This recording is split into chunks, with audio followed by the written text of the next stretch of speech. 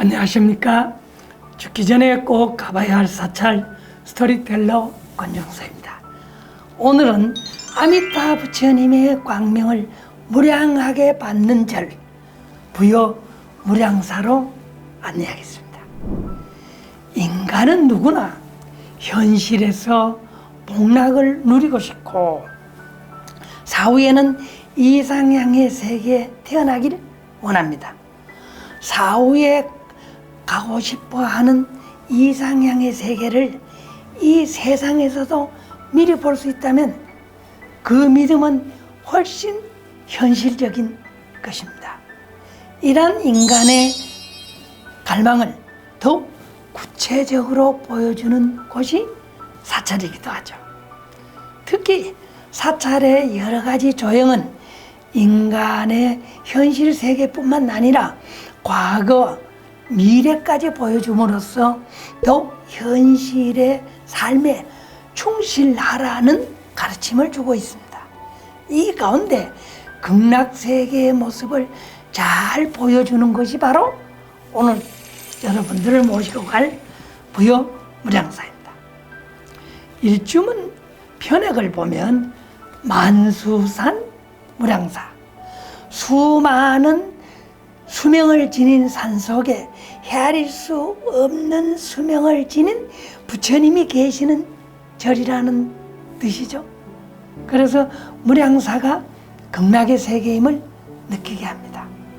항상 병고에 시달리는 인간들은 이승에서 행복하고 오래 살기를 무량한 수명과 광명을 지닌 아미타 부처님께 비르고자 하였던 것입니다.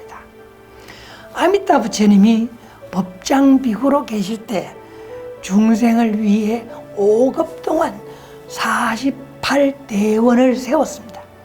그래서 무량한 지혜의 광명과 셀 수 없는 무량한 수명을 갖춰서 무량광, 무량술이 되셨죠. 그래서 극락세계를 완성을 하셨습니다. 또한 열애에 불가사의하고 걸림이 없는 광명을 발해서 모든 중생을 비추어 주기 때문에 무량사 일주문은 또 뒤에 보면 광명문이라고 편액이 걸려 있습니다. 아미타 부처님께서 비추는 백호 광명으로 중생들이 극락세계에 태어나는 것처럼 무량사는 사찰 입구에서부터 부처님의 무량한 광명을 받으며 정터로 그냥 신나게 들어갈 수 있죠. 원효 스님이 나무아미타불을 10번만 불러도 극락세계에 태어날 수 있다고 말씀하셨죠. 이와 같이 서쪽 10만억 국토를 지나야 갈 수 있는 극락을 이렇게 그냥 건들건들 쉽게 가다니 정말 놀랐습니다. 또 이렇게 4천왕문을 지나 계단 2개만 성큼 올라서면 극락세계의 장엄함이 널찍하게 쫙 이렇게 펼쳐집니다. 그래서 무량사는 평지 사찰 가람이라서 여기까지 여러분 가보셨겠지만 힘들게 막 오르고 계단 오르고 하질 않죠. 그러니까 나무아미타불 10번 만에 바로 극락에 당도해서 극락세계의 앞마당이 저기 이렇게 펼쳐지니까 얼마나 시원합니까? 거기서 쫙 바로 보이는 것이 장명등, 그 다음에 불탑, 또 큰 2층으로 된 극락전이 일직선 상에 바로 쫙 하고 눈에 들어옵니다. 장명등을 먼저 살펴보면 진리의 말씀을 조형으로 표현한 것이 장명등이죠. 또 불탑은 부처님의 육신인 사리를 모신 것이죠. 그 뒤 정각은 부처님의 형상을 모셔서 형상불로를 통해서 중생 스스로가 청정한 부처가 될 수 있음을 깨닫게 해주니까 그 장명등 불탑 형상부를 일직선상에 그냥 쭉 들어가는 쪽으로 다 보실 수 있습니다. 보물 233호인 무량사 장명등은 팔각 석등입니다. 또 아래 사각에 이 받침이 있는데는 이 연꽃 8잎으로 이 아래로 조각이 되어 있고, 가운데는 또 팔각 기둥을 쭉 길게 높게 세웠고, 그 위로 연꽃이 받쳐진 받침돌 위에 부처님이 광명의 진리를 바라는 화사석이 이 팔면으로 조각되어 있는데, 거기에서 나오는 불빛은 네 창에서 나옵니다. 그래서 그 위를 받치는 지붕돌은 8개로 이 팔면으로 되어 있는데, 그 이 마지막 깃기둥이 치켜 올려서 아주 경쾌한 모습입니다. 그래서 이 지붕돌이 바라보는 사람으로 하여금 무거움을 느끼지 않게 해주고 있죠. 또 그 꼭대기는 연꽃 봉오리로 이렇게 솟아있는 것처럼 보주가 솟아있어서 아름답습니다. 조성 시기는 고려 초인 10세기경으로 추정이 됩니다. 거기서 불과 4m 거리에 있는 보물 185호인 무량사 5층 불탑은 고려 전기 광종 때 이 조성한 석탑입니다. 이것은 5층이지만은 상층으로 올라갈수록 규칙적으로 이렇게 크기가 감소를 해서 상당히 웅장함을 나타내고 있습니다. 그런데 이 불탑의 초층 1층 탑신에는 금동 아미타불, 금동 관세음보살, 금동 지장보살이 입상이 봉안이 되어 있었습니다. 그래서 무량사는 아미타 신앙의 사찰임을 또 알 수 있고, 또 1, 3층 이 불탑을 보면 앉은 모습에 금동 지장보살이 봉안이 되어 있고, 그래서 하루속히 극락세계에 태어나길 바라는 염원을 담고 있습니다. 또 135, 5층에는 부처님의 살이 94과를 봉안을 해서 장엄을 했습니다. 살이 숫자가 상당히 많죠. 또 이렇게 무량사 5층 이 불탑에는 표면에는 뭐 사천왕이 있다든가 열애 팔부정이 있다든가 이런 장엄이 이 조각이 하나도 없습니다. 그러나 그 탑신과 옥계석 이 지붕돌에는 24개의 구멍이 뿡뿡 뚫려 있습니다. 이게 뭐지? 다른 데서는 잘 볼 수가 없죠. 이것은 여기에다가 부처님을 이 찬탄하는 벌을 거기다 끼워 넣어 가지고 늘어뜨려서 불탑을 화려하게 장엄을 한 것으로 추측이 됩니다. 또 이 불탑 뒤에는 자연석과 장대석이 혼합이 된 기단 위에 목조 건축의 위용과 불교의 당당함을 드러낸 중층 팔짝 지붕의 극락전이 쭉 하고 이렇게 아주 크게 보입니다. 보물 제 356호인 이 건물은 1623년에 재건된 우리나라에서는 그리 흔치 않은 2층 정각으로 밖에서 보면 2층이지만 안에서 보면 통으로 트여져 있습니다. 또 아래층 전면 5칸, 측면이 4칸으로 공포는 조밀하게 다포식으로 올려서 18세기에 유행했던 기법을 그대로 따랐고, 창문은 억한 중앙에는 꽃살 창문이 2개가 있고 그 옆에는 반밑살 창호를 2개를 달았습니다. 또 좌우 기둥의 사이에는 정자살 창호를 각각 2개씩 문을 달았죠.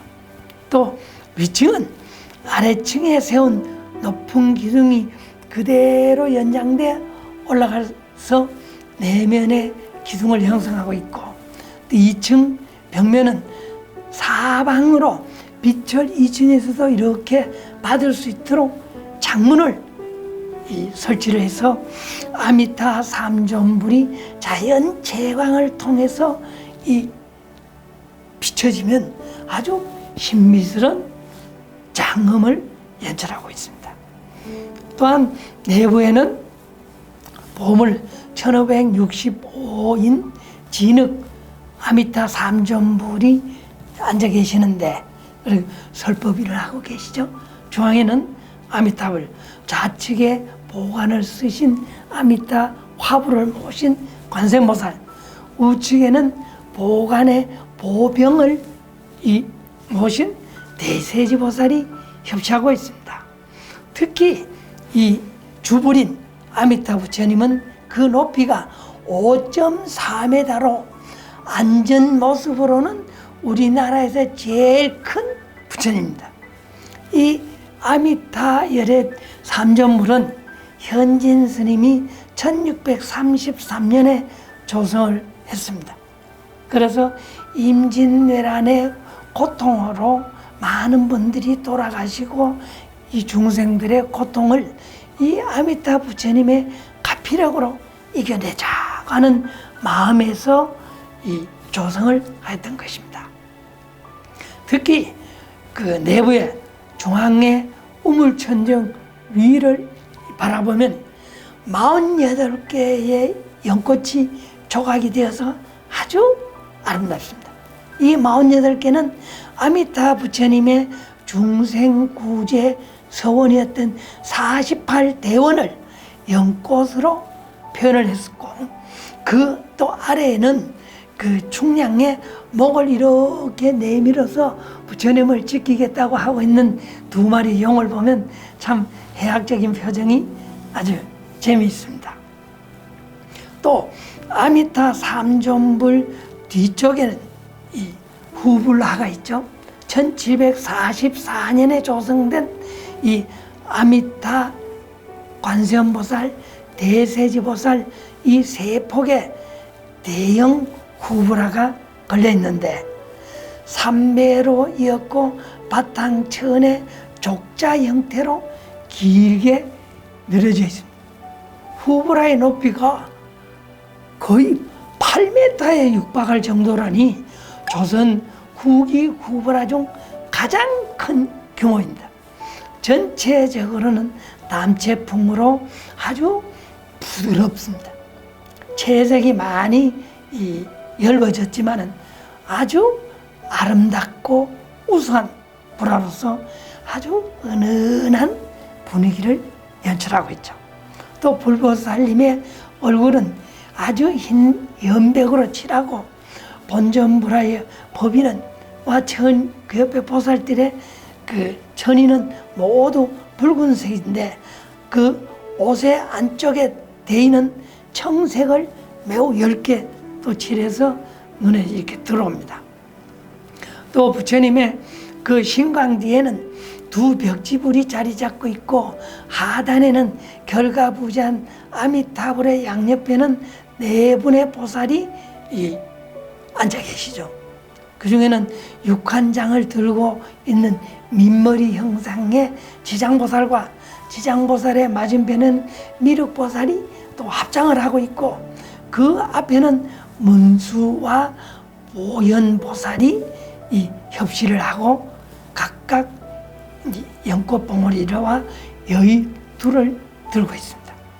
또 이 관세음보살 별도로 좌측에 계시는 그 후불화를 보면 이 높은 대자 위에 아주 편안한 앉아 노는 자세, 의자로 이렇게 앉아 있어서 좀 특이합니다. 오른손은 이 바닥을 이렇게 짚고 왼손은 왼쪽 무릎 위에 이렇게 살짝 이제 얹은 채 양발을 또 이렇게 맞대고 있는 모습이 정말 우리가 고려 불화에서 수월 관음보살인 수월 관음화를 보는 그런 모습을 나타내고 있습니다. 또 특히 상단 좌측의 전신과 머리 위에 또 다른 얼굴 위에 얼굴이 있는 앙발을 한 아수라가 해를 들고 또 아미타 부처님을 이렇게 바라보고 있습니다. 또 아수라의 아래는 역시 2명의 제자가 합장을 한 채 아미타 부처님을 향해 예경 자세를 취하고 있고, 우측 상단에는 사자를 쓴 건달바가 손을 이렇게 맞잡고, 또 아래에는 다른 곳을 바라보는 금강육사가 지키고 있습니다. 또 대자의 양옆에는 금강장보살과 눈이 3개입니다. 눈이 2개 있고 가운데 여기 하나 있는 범천, 그리고 비파를 타는 사천왕은 동방의 지국천왕, 긴 칼을 들고 있는 그 남방의 정장천왕이 수호하고 있는 모습입니다. 우리가 바라봐서 오른쪽에는 또 대세지 보살은 관세음보살과 마찬가지로 높은 연화대자 위에 결가부자를 한 채 정면을 향해서 오른손과 왼손으로는 이렇게 연꽃이 핀 줄기를 들고 있고, 또 보관에는 대세지 보살을 상징하는 정병이 없습니다. 여기는 다른 데는 다 있는데 없지만은 이거는 충분히 대세지 보살이다라는 것을 보시면 합니다.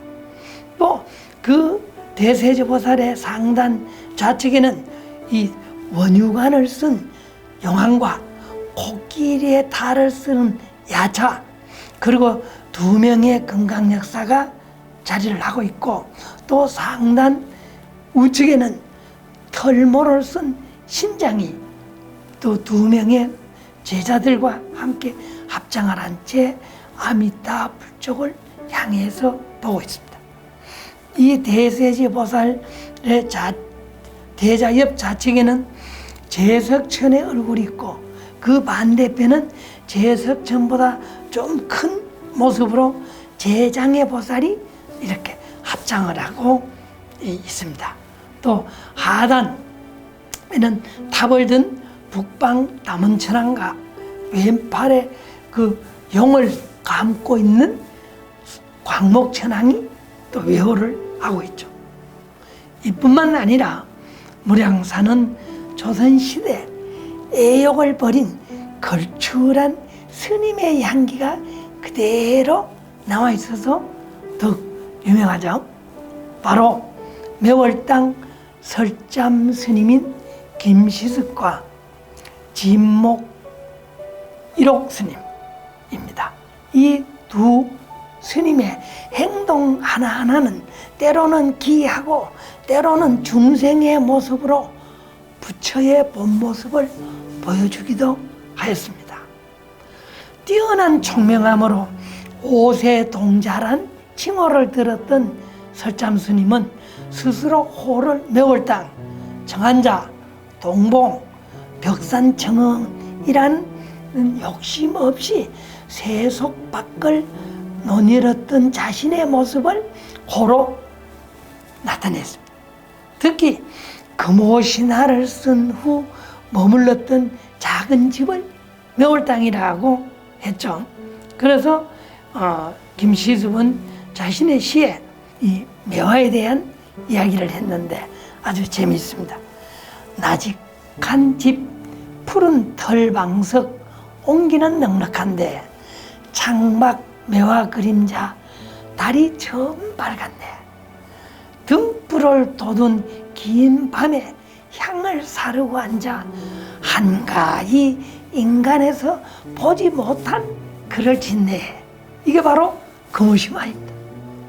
그래서 당시 사람들은 말하기를 그 김시습의 문장은 물이 솟구치고 바람이 부는 것과 같고 산이 감추어지고 바다가 머무는 것과 같으며 신이 선창을 하고 귀신이 답을 하는 것 같아서 보는 사람으로 하여금 그 실마리를 잡아내지 못하게 하였다 하고 극찬을 했습니다.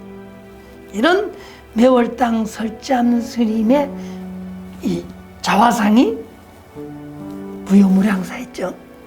설참 스님은 자신의 자화상을 바라보고 내 모습 지극히 보잘것없고 내 마음이 너무나 미련하니 마땅히 너의 무덤을 산골짜기 가운데 두는 것이 마땅하다고 자신의 자화상을 보고 이렇게 손가락을 하면서 얘기를 했습니다.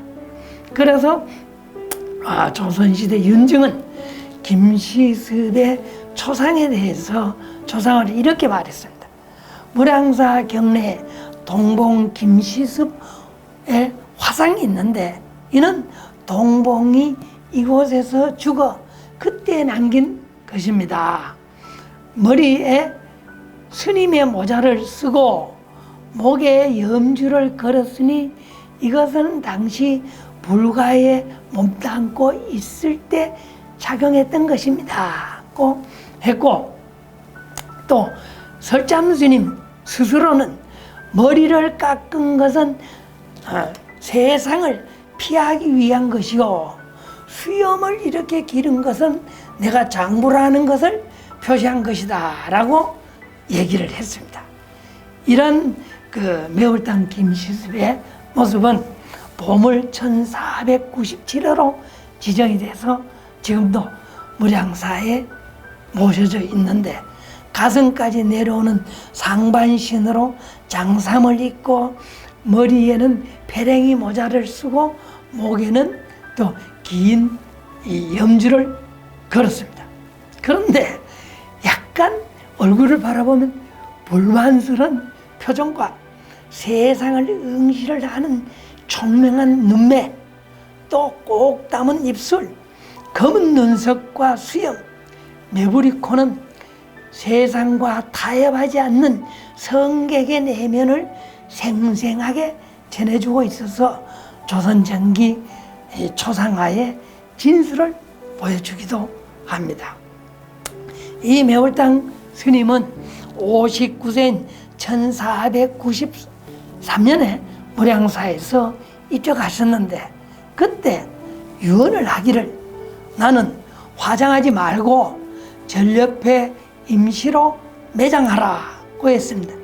그래서 3년 뒤에 이 스님들이 매장한 매울당 스님의 묘를 파보니까 얼굴은 옛날 그대로 살아있는 것과 똑같아서 깜짝 놀라서 아유, 이 설참 스님이 정말 부처셨네 하고 놀라면서 이제 화장을 해서 부도를 세웠는데, 지금도 무량사 들어가기 입구 좌측에 보면 부도전이 있습니다.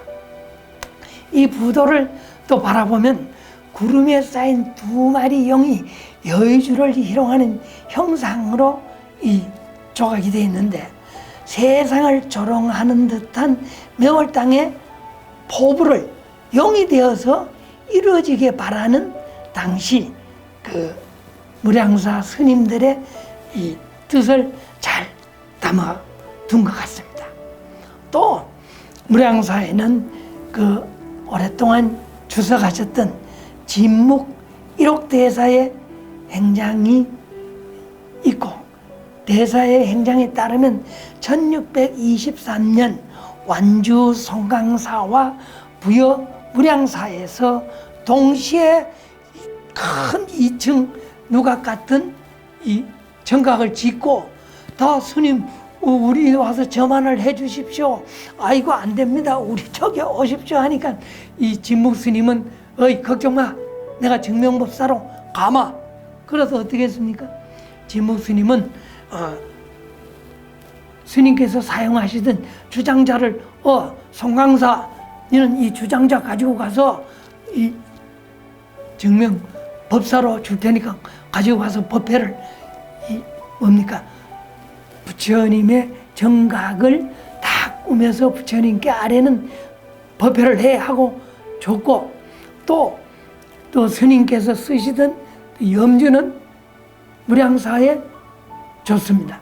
그래서 무량사에서는 어떻게 이 반상 위에 스님의 염주를 딱 놓고 이 법회를 하니까 이 법회가 이 스님의 단추가 딸가락 딸가락 하면서 소리를 내면서 스스로 돌아서 또 송광사에 갔던 주장자는 그 자리에 그냥 꼿꼿하게 서 있어서 와 정말 진묵대사는 진짜 신기한 분이다라고 찬탄을 했다고 합니다.